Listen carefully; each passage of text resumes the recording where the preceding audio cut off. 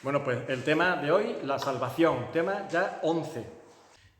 Empezamos el tema de la salvación con la pregunta básica y fundamental, que es ¿salvación de qué? Bueno, pues precisamente hemos visto toda una trayectoria en los estudios para saber de qué. Dijimos en el tema 6, que era la caída, que tanto la condición del hombre como su estado tienen un único remedio, que ese único remedio es propiciado por Dios mismo, que es el ofendido, el afrentado. No lo hay en el hombre. Ni siquiera el hombre es el que da el paso para el remedio. No obra la primera intención, sino que la primera intención y el primer paso lo da Dios mismo, que es el ofendido. Eso así nos actuamos normalmente, ¿verdad? Las personas ofendidas en el mundo mantenemos el distanciamiento con nuestro ofensor y que venga él, si quiere, a arreglar las cuentas, y yo ya veré también si acepto o no. Pero el ofendido no es el que da el primer paso. Dios ha dado el primer paso y el único paso posible para que hubiese solución. Y eso ya viene profetizado desde Génesis capítulo 3, es decir, desde el origen del momento de la caída. Y es notable cómo en ese capítulo vemos que inmediatamente al hecho de encontrarse Dios con el hombre en esa condición de esconderse, de ausentarse de Dios por vergüenza, por desnudez, ciertos temas que lo que evidenciaban era la rebelión que hubo en desobediencia, ahí mismo, cuando está no condenando al hombre, sino presentándole la realidad de la maldición que caía por causa de ese fatal paso, y la realidad era la cantidad de circunstancias adversas que se encontraría el hombre que no conocía de antes en cuanto a su trabajo, a sus relaciones personales, al ámbito de la naturaleza, a tantas cosas. La tierra será maldita por tu causa, espinas y cardos te producirá, el sudor de tu frente va a ser una constante para el tema del trabajo, las relaciones personales, tu deseo, le dice a la mujer, tu deseo será para tu marido y se enseñoreará de ti. Es decir, el hombre va a querer mostrar su autoridad en abuso y en supremacía y te vas a encontrar algo que nunca había vivido antes. En todo ese enjambre de terribles consecuencias por el mal paso, ahí está diciendo, y pondré, versículo 15 del capítulo 3, y pondré enemistad entre ti y la mujer, y entre tu simiente y la simiente suya, la simiente de la serpiente, que era el diablo, y la simiente de la mujer. Pondré enemistad, te herirá esta en la cabeza, y tú le herirás en el calcañar. Ahí, en Génesis, lo que vimos fue el problema real de la humanidad, el auténtico, el que es raíz de todos los males. Es la raíz de todos los problemas y es el foco al cual hay que apuntar y atacar para dar solución, porque sin actuar sobre el foco de nada sirve estar abordando todos los problemas y todos los males del mundo. No cesarán. Y hace poco compartí una publicación donde hablaba de eso usando una ilustración del hospital. Teníamos una mujer con una gravísima enfermedad, una bacteria que cogió por una infección en la boca y que se llama piógenes y que va destruyendo la carne y va comiéndose la carne en vivo en la persona. Está toda entera en carne viva, todo el pecho y el cuello. Se puede ver la tráquea, el esófago así en vivo, que estás viendo los músculos ya pegados a los huesos, una auténtica barbaridad. El foco era el problema, lo que lo provoca es el problema. El problema no es que está en carne viva.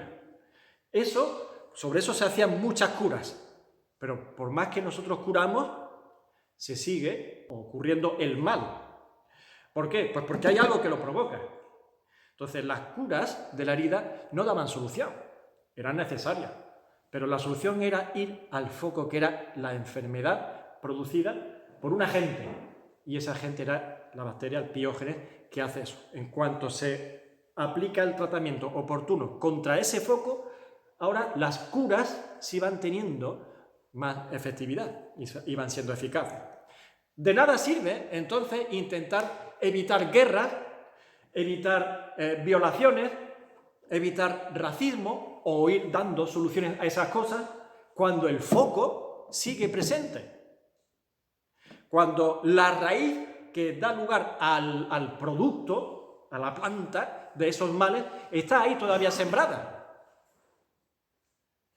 Porque yo no digo que los esfuerzos sean inútiles para combatir el mal en absoluto. Muchas veces se ve como las naciones o las sociedades se ponen a trabajar sobre un asunto, un problema, y bien, se soluciona, pero durante un tiempo.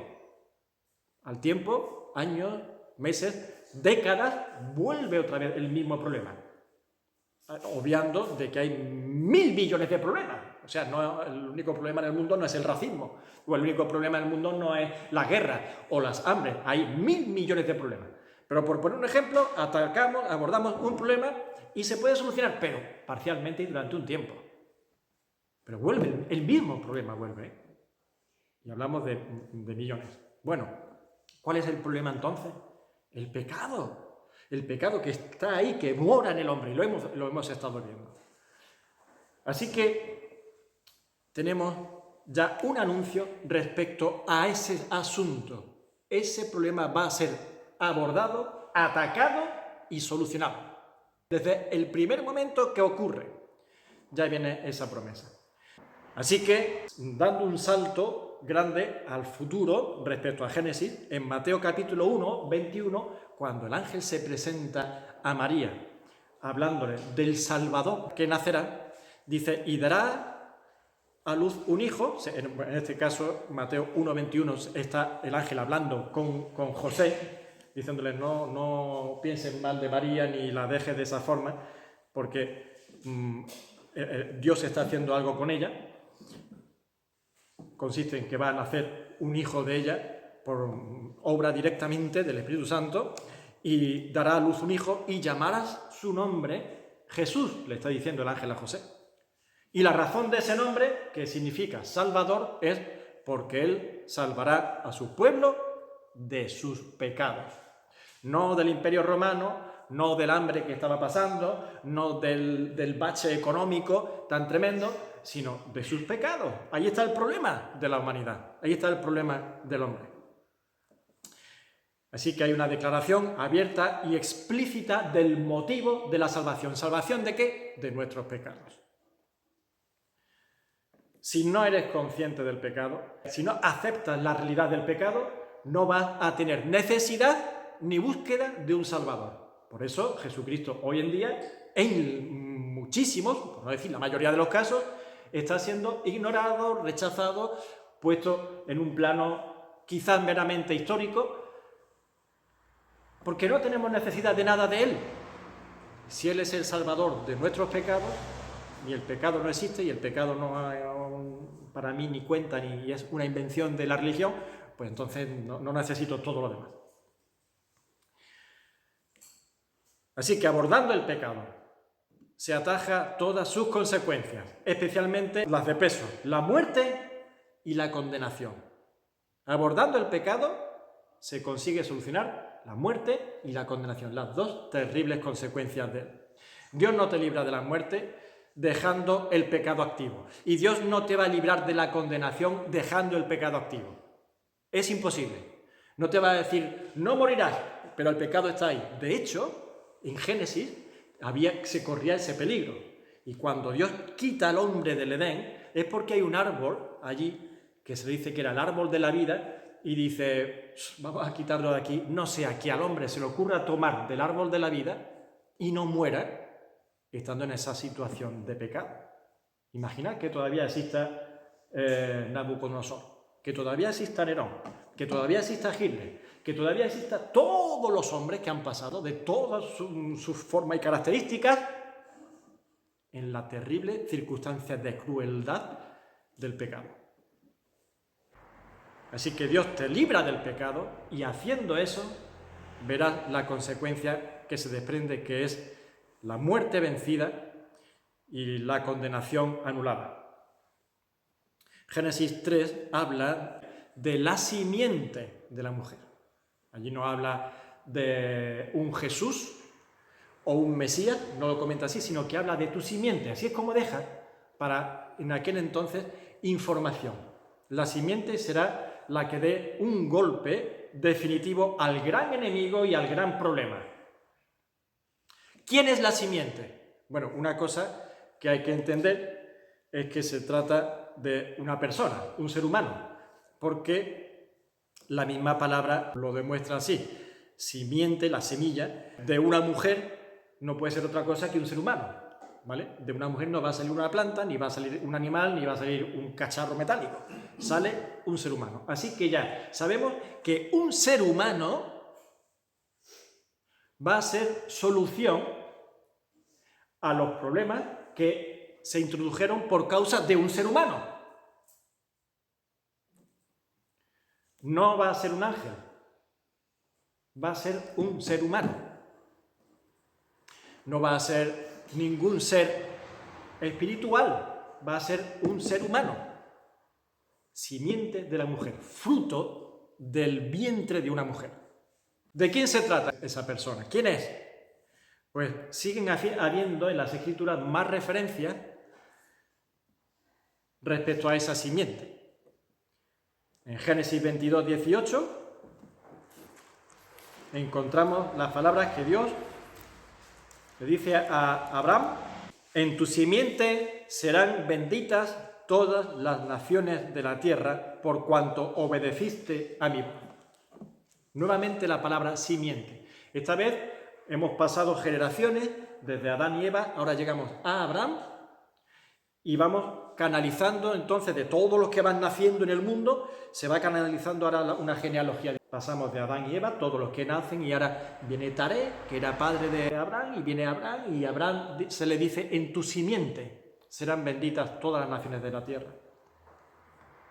De la misma forma, lo vuelve a confirmar y lo ratifica en el capítulo 26, versículo 4: multiplicaré tu descendencia como las estrellas del cielo y daré a tu descendencia todas estas tierras, y todas las naciones de la tierra serán benditas en tu simiente.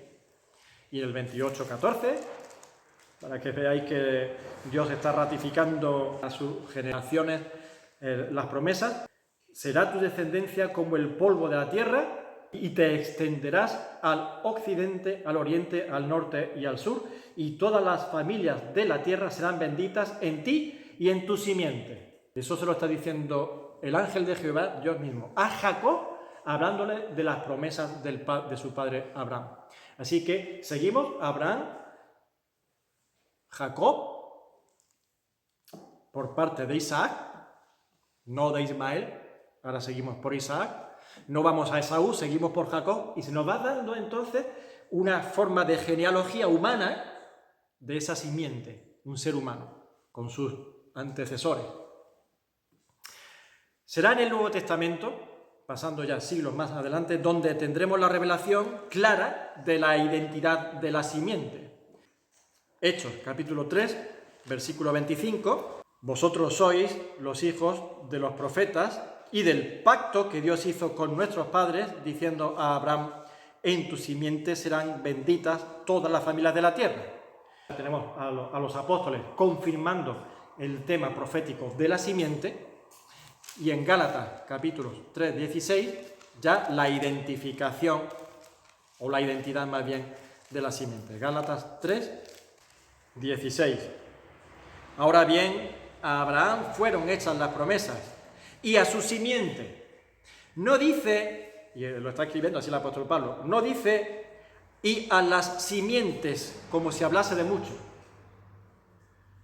Muy importante esto, porque, y hago aquí una pausa antes de seguir, porque el pueblo judío que ha rechazado y rechaza, la parte que rechaza, no todos lo hacen, hay un pueblo judío actualmente mesiánico, es decir, que aceptan a Jesucristo. Pero el que rechaza a Jesucristo, y que desde hace 2000 años, y mantienen su doctrina o su convencimiento de que siguen esperando a un Mesías, dicen que el pueblo judío es la salvación de la humanidad. Por eso el pueblo judío es el que está representado en Isaías 53, donde se muestra el siervo que sufre, y los judíos han sufrido mucho a lo largo de la historia, y en ese sufrimiento Dios va haciendo y formando la perfección y la forma de expiación de los pecados del mundo. Pero eso, si se lee bien, no tiene sentido, no se sostiene, porque está hablando de una persona con unas circunstancias personales que no se puede aplicar a un pueblo. Y el apóstol Pablo dice a los Gálatas, no dice a las simientes, a toda la gente que nacen de los judíos, sino que va hablando, como estamos diciendo, en una línea genealógica, que después en Mateo y en Lucas se ve la genealogía de Jesús, como van viniendo, después llegó hasta Boaz, viene de Rahab, la remanera, que viene Boaz, y de Boaz viene David, y de David ya toda la genealogía de reyes que dan lugar al final incluso a José, y ahí tenemos al Mesías y a María.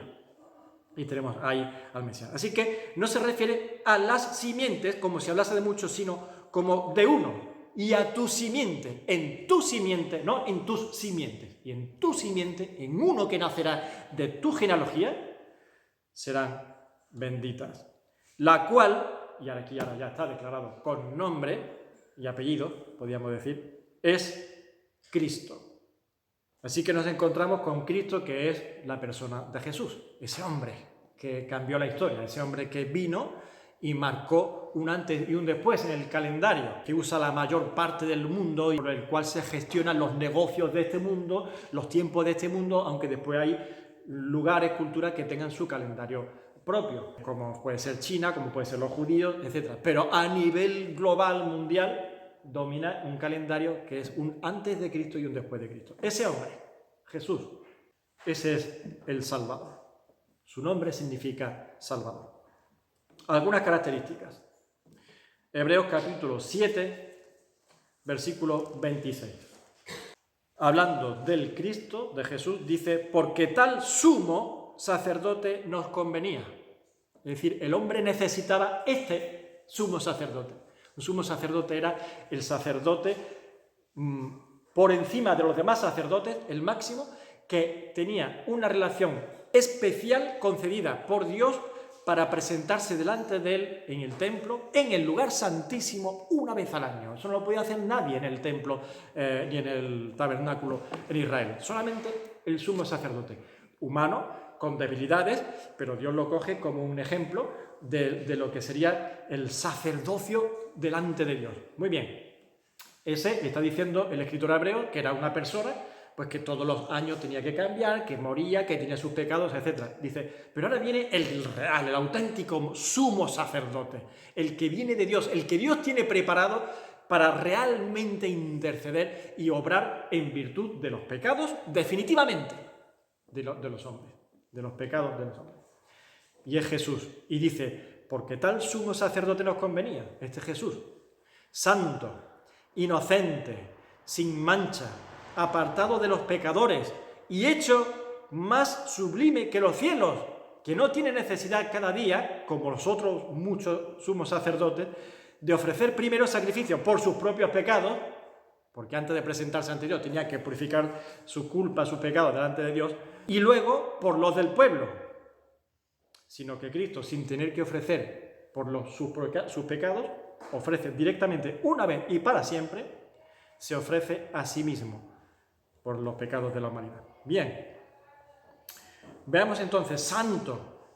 Se trata de su naturaleza y de su conducta.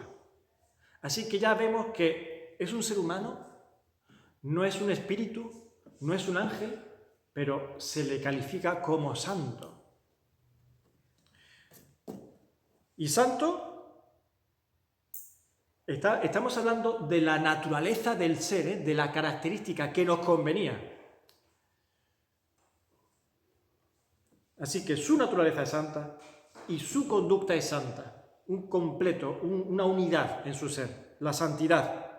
Inocente, no podía ser inculpado, no había quien pudiese señalarle, y con razón, aunque fue acusado de blasfemia, fue acusado de sedición, fue acusado de muchas cosas, pero eran mentiras, eran falsedades, era inocente, no se halló culpa en él. Sin mancha, Hebreos 9:14, cuanto más la sangre de Cristo, el cual mediante el Espíritu Eterno se ofreció a sí mismo sin mancha ante Dios.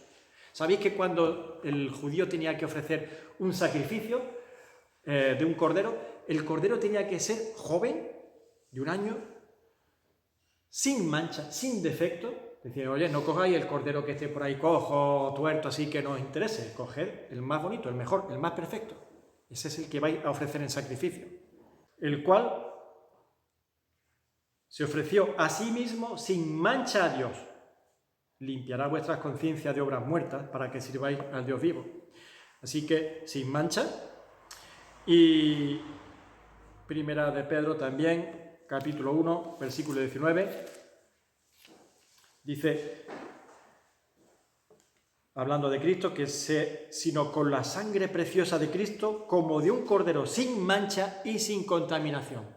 Vemos la perfección, la falta de defecto en él, no hay defecto, no hay mancha, y cobra sentido, entonces, que tenga una forma de nacimiento, de aparición en el mundo, distinta al común de los hombres. No hay hombre que nazca así. Y lo vimos con el tema del pecado. El pecado entró en el mundo por un hombre. Y el pecado pasó a todos los hombres. Y todos murieron. Ahora, hay un hombre que nace sin mancha. No solamente que no comete falta. No solamente que sea inocente y no es inculpado. Sino que es que no hay en él mancha. Ni por dentro ni por fuera. Pero es un hombre. Y entonces, es un hombre. Pero es un hombre distinto al resto de los hombres. Nació de una forma distinta. Nació de forma con intervención divina directa. Sí, es hombre nacido de mujer, pero no engendrado por hombre. No engendrado por varón. Nacido de una mujer mediante la operación del Espíritu Santo. Y se puede decir, por tanto, como dice Juan, Primera de Juan, capítulo 3, versículo 5, y sabéis que Él apareció para quitar nuestros pecados y no hay pecado en Él. No es que no haya cometido ningún pecado, por supuesto, pero es que no hay pecado en Él. No existe el pecado en su ser. Para eso era imprescindible la forma de nacimiento en este mundo, la forma de estar en este mundo. No tomando una forma de hombre en Epifanía, sino naciendo de mujer, pero sin arrastrar la herencia pecaminosa.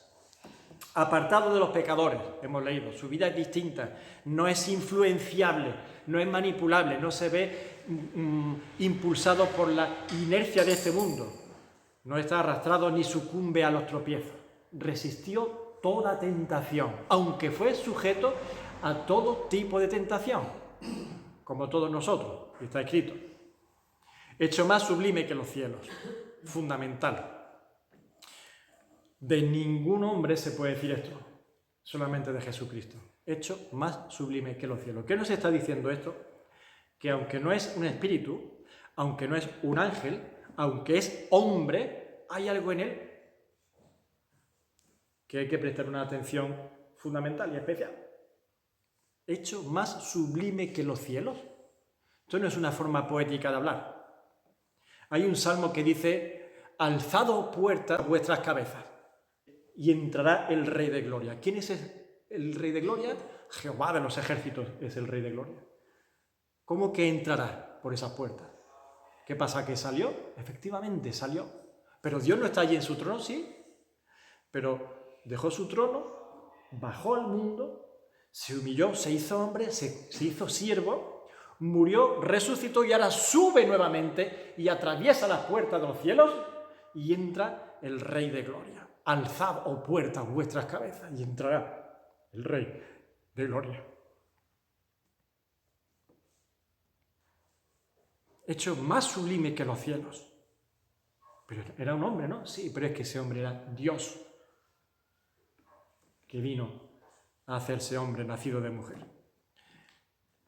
Y si no fuese así, ¿cómo entonces se entienden las profecías respecto al Mesías? Respecto al Mesías descendiente de los reyes de Israel, descendiente de David, de Salomón, etcétera, etcétera, y que llegaría un día del cual se dice, como está escrito en Segunda de Samuel, segundo libro de Samuel, capítulo 7, versículo 16.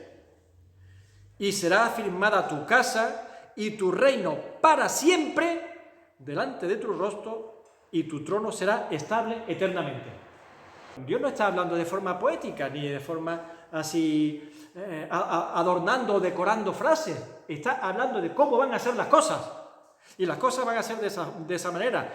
Dios ha establecido un trono a David, el cual va a ser un reino que dure para siempre. Por cierto, dice, delante de tu rostro. David lo va a estar viendo. Pero si David se va a morir, ¿cómo lo va a estar viendo para siempre? Y tu trono será estable eternamente. ¿Eternamente? Pero si no hay nada eterno, aquí todo se acaba destruyéndose y deshaciéndose. Pues señores, estamos hablando de cosas que ya van más allá y trascienden nuestras capacidades o nuestra visión física limitada. Aquí hay reinos que duran lo que dure, las personas duran 80 años, 90 años, nos morimos y se acabó todo. Y Dios está diciendo, no. La vida sigue, la existencia sigue. Los hombres mueren, pero volverán y resucitarán y volverán a estar presentes cara a cara delante de lo que hay más allá.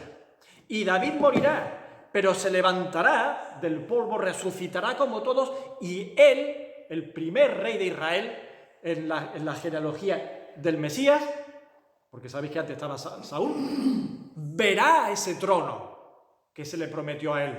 No el que estaba allí en Jerusalén, no el que se levantó en esta tierra, sino el que Dios promete, que es un trono que verá para siempre y es estable eternamente. Vemos dos cosas simultáneas. Para los hombres, la resurrección a una existencia de eternidad, y para el rey, su naturaleza divina, a pesar de ser hombre, sentándose como hombre en un trono, pero su esencia y su naturaleza divina es Dios allí reinando.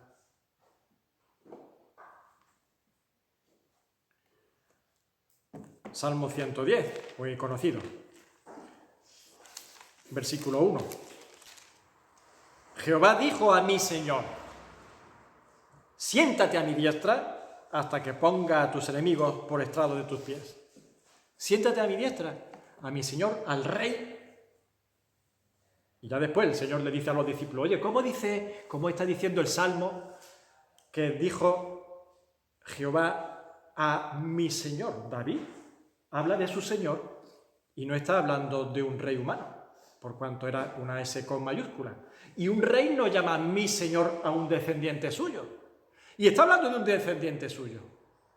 Jamás un rey, y mucho menos en la cultura de Oriente y en aquellos tiempos, iba a decir mi Señor a un hijo suyo, a un descendiente, pero le llama mi Señor. Y ahí aparece con mayúscula. Es que es divino. Un hombre. Pero un hombre que se sienta a la diestra de Dios. Es decir, que asume el poder de Dios como Dios. Hecho más sublime que los cielos. Tenía que ser así, convenía que fuese así. Lo necesitábamos de esa forma. Isaías 53, la profecía que le hablaba antes, del siervo sufriente, de los sufrimientos del siervo de Dios, que Dios tenía preparado como siervo para servirle, ¿en qué? En la solución del foco del mal, del pecado. Y después de hablar de las aflicciones que sufrirá y de llegar a morir, ¿qué dice Isaías 53, 10? Con todo esto, con todo eso, con todas esas cosas que le sucederán, Jehová quiso quebrantarlo, sujetándole a padecimiento hasta el punto de morir. Cuando haya puesto su vida en expiación por el pecado, cuando haya muerto expiando el pecado, ¿veis? Atacando el foco. No cuando haya venido para vencer a los romanos, para dar riqueza a los judíos, para quitar las violaciones, las inundaciones y los terremotos, las hambres de África, no. Cuando haya venido para solucionar el pecado, es decir, poniendo en expiación su vida, muriendo, eso es expiar, ¿no? Muriendo el sacrificio cruento de su muerte, verá linaje, ¿Cómo que verá el linaje? ¿Pero no muerto? ¿No se ha sacrificado muriendo? Sí, pues verá el linaje. ¿Y cómo lo va a ver? Porque hay resurrección. Porque resucitará. Porque no es un hombre como tú y como yo. Es el hombre, con mayúscula, es Dios hecho hombre. Vivirá por largos días y la voluntad de Jehová será en su mano prosperada. Todo lo que es de la voluntad de Dios está en sus manos prosperado, haciendo todo lo que Dios planifica y manda y demanda por toda la eternidad. Un perfecto rey, más sublime que los cielos. Así tenía que ser Jesús. Destinado, Primera de Pedro, capítulo 1, versículo 20. Ya destinado desde antes de la fundación del mundo, pero manifestado en los postreros tiempos, por amor de vosotros. Es decir, hay un momento en la historia en el que Jesucristo aparece, y lo hemos dicho, aparece y marca el calendario de esa fecha. Pero ya estaba preparado, destinado desde antes de la fundación del mundo, escogido, ungido, y así Mateo capítulo 12, 18, dice: he aquí mi siervo a quien he escogido, mi amado en quien se agrada mi alma, pondré mi espíritu sobre él. Así que destinado desde antes de la fundación del mundo, apartado, preparado. Bueno, el vídeo se cortó y tengo que hacer ahora este parche, digamos, para explicar el salto que hay. Estábamos diciendo que el Salvador había sido preparado, apartado, destinado desde antes de la fundación del mundo. Y eso significa que Dios ya tenía un plan trazado desde la eternidad, desde antes de ser creado el mismo mundo. Por supuesto, desde antes de ser creado el hombre, Dios ya tenía todo previsto, todo provisto. Y en su maravillosa omnisciencia, es decir, el saberlo él todo, él tiene trazado el precioso fin para el hombre que viene a caer en la ruina del pecado. Él no va a manipular a ningún ser humano. El libre albedrío está ahí. La capacidad del hombre de tomar decisiones por sí mismo están ahí presentes. Pero Dios usará su infinita sabiduría, su inmenso poder de omnisciencia y de providencia para actuar en pro de su gloria, principalmente, y de la bendición de su criatura, venidos a ser hechos hijos suyos. Ahora vamos a considerar un aspecto fundamental sobre la persona del Salvador. El Salvador tenía que ser, por naturaleza, tanto Dios como hombre, divino y humano. No era válido, no era suficiente, no era eficaz, ni era posible que el Salvador fuese solamente Dios. Dios en su gloria interviniendo directamente sobre la humanidad para solucionar el problema del pecado. Se necesitaba algo más. Tampoco podía ser un hombre, solamente un ser humano, por muy bueno que sea, por el más justo que pudieses encontrar. Ya puede ser de esos que se le llaman héroes de la Biblia, como eran Moisés, Abraham, José, Daniel, David, etc. No podía ser un hombre. Tenía que ser Dios y hombre a la vez. Dos naturalezas distintas, pero en un solo ser simultáneamente. Y ahora pasamos al vídeo que sigue allí en el estudio que estábamos haciendo, explicando la necesidad y el porqué de eso. Que hubiese levantado a Abraham, a José, como... No valían. Era imprescindible que coexistiesen ambas naturalezas, humana y divina, en aquel que iba a salvar al hombre de sus pecados. ¿Por qué? Pues porque tiene que tener la capacidad de poder interceder y mediar entre Dios y el hombre, hacer de conexión entre Dios y el hombre, para poder satisfacer las demandas de Dios, a la vez que sustituir o representar al hombre. Dios no puede sustituir al hombre. Y el hombre no puede satisfacer las demandas de Dios. Pero Jesucristo, que es hombre y Dios, puede satisfacer las demandas de Dios cumplir la ley de Dios perfectamente, obedecer a Dios perfectamente, comportamiento, pensamiento, palabra y su esencia santa, a la vez que puede representar al hombre y sustituir al hombre en una cruz, siendo clavado, siendo hecho maldición y siendo, por tanto, juzgado el pecado en su cuerpo de carne. Es que Dios no tenía cuerpo de carne, pero en su cuerpo de carne es juzgado y condenado el pecado. Y ahí está la necesidad de que así fuese el sumo sacerdote que nos convenía.